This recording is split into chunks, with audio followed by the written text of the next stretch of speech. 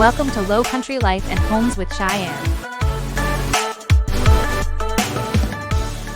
Today's topic is being ripped straight from the headlines. I'm sure you've seen all the controversy about how rates are going to change for people that have higher scores and more down payment, and the people that maybe aren't as affluent, if that's the right word, are going to be paying less. And there's a lot of stuff going on with that. So I have Aubrey Dangerfield with Carolina One Mortgage, and she is going to kind of talk us through what in the Sam Hill is going on.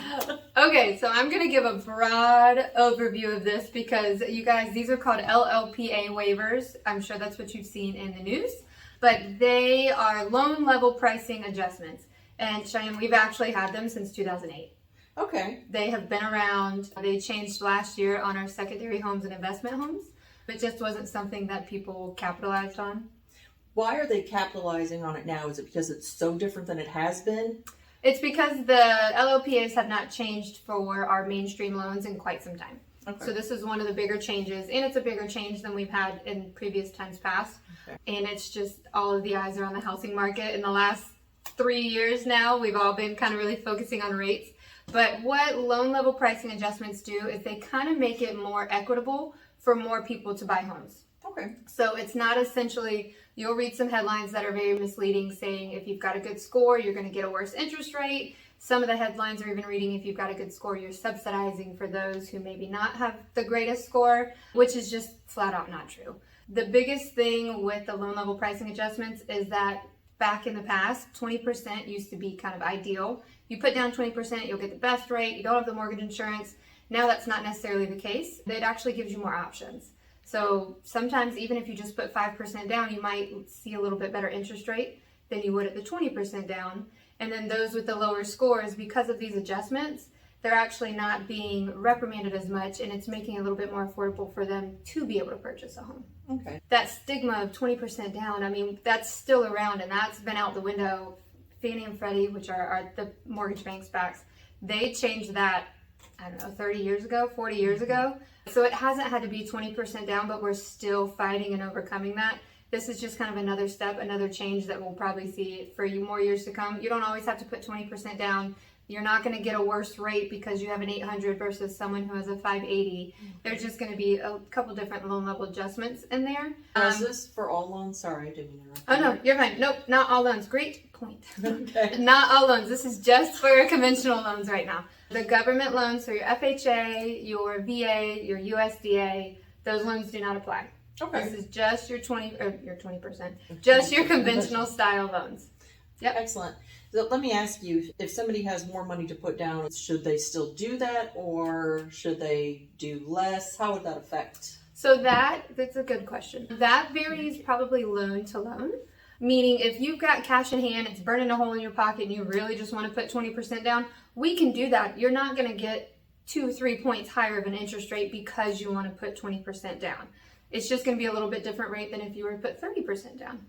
If you want to put 30% down, then we may get a little bit reprieve in that interest rate. I'm talking like 0.375, not the 2-3 point max that we're all thinking here.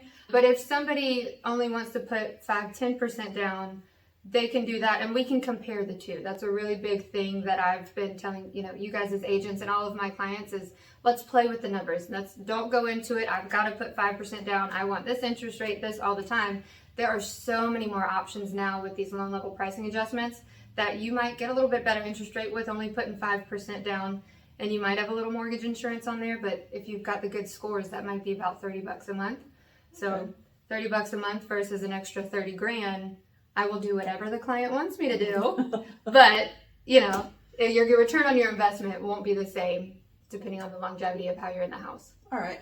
Another question then, if someone, they're planning to put 20% down, then they decide to maybe only put 5 because it might save them a little money monthly. Can that affect their purchasing power? Yes. Okay. Yep, it can. So another thing that goes into that's why, so these loan level pricing adjustments, you guys, are a very specific, loan-specific thing. So trying to understand every nook and cranny can be difficult because they change loan to loan. But essentially, with your debt-to-income ratio, that would change with the pricing adjustment or not. If you put 5% down, then you might finance $195,000. If you put 20% down, you might finance $150,000. So the monthly payment on that is going to be different, and that affects your debt to income, which can increase or decrease your buying power. Okay, so that's good to know. One thing that is something that can be done that this will vary servicer to servicer. So meaning whoever is holding your loan, who you pay your mortgage payment directly to monthly. Once you buy the house, say you put the 5% down, but you've got enough to get rid of that mortgage insurance in your savings. You've got enough to make that 20%. As I said, each servicer is different, but many of them are wait about 3 months.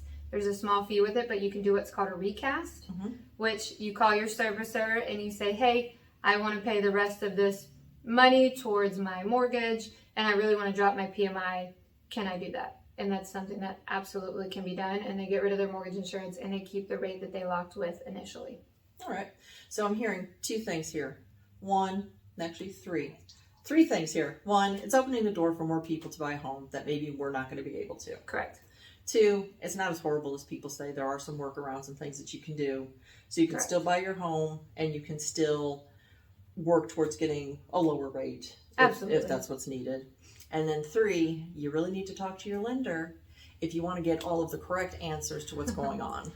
Yep. I mean, because we live in such an information-driven world. There's a lot of information for people to read. A lot of miscommunication comes in that. So it's really about building that rapport with you as the agent for when a customer comes to Cheyenne and she says, Aubrey, my client just doesn't understand, or can you help walk them through it? We've got that working relationship ourselves to be able to sit down and really be a team, because you really want a team to help you in this home buying process and understand the information that's out there, because it's overwhelming. Right. And one final note too, your job is to educate and to help people. So if you want to buy a home, you're thinking about buying a home, talk to a professional. Don't get all of your education from the headlines. She's not here to sensationalize. She's here to educate and help. Absolutely. I tell most of my clients this. Nobody else in the world is going to pay your mortgage except you. Exactly. That includes me. That includes social media. So I am not here to... Not even me. Exactly. And nobody's here to hard sell, to, as you said, sensationalize anything. It is your mortgage, your investment at the end of the day. I want you to have all of the knowledge that you can have possibly and understand it. And what do you say to the people who say, oh, well, all this is going on, I'm just going to rent. It's so much better to rent instead of buy.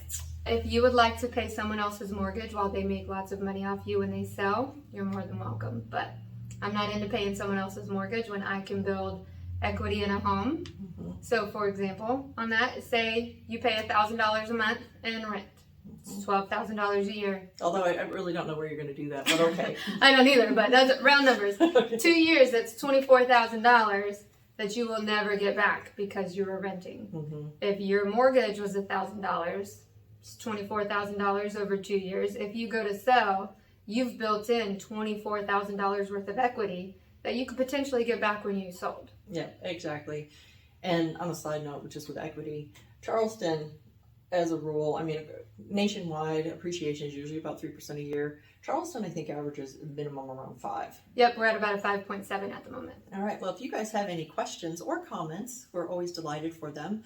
And you can reach out to us and we will be happy to help you out. Perfect.